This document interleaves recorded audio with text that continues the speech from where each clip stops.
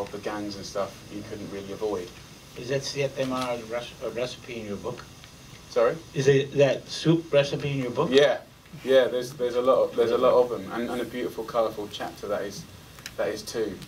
But yeah, I think that was, you know, the book and the programme, we wanted to kind of get a patchwork quilt. It's such a big country, you can't even try and do it all, so no point in trying to pretend. But we had 6 1 hours to sort of tell a story about,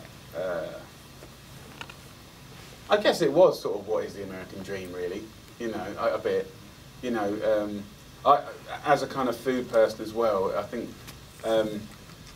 often I've been a foreigner in someone else's country, and you can sort of look at that 2 ways, really. You can sort of say, well, what do you know? You don't even live here.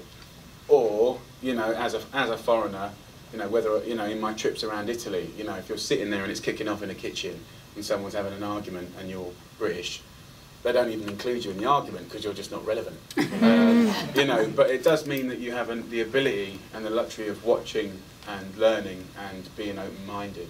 And it gives, I think it gives you a bit more of a rounded approach, really. And for me personally, like, I got really fed up with really bad, cheap journalism about American food, even for America, to be honest. You know, and certainly the stuff that we got home. So I just wanted to sort of make a point of avoiding the fast food, you know, connotations, and just really trying to get under the skin of real, you know, what is American culture. Obviously, there's so many, it's a massive melting pot. So what does that look like?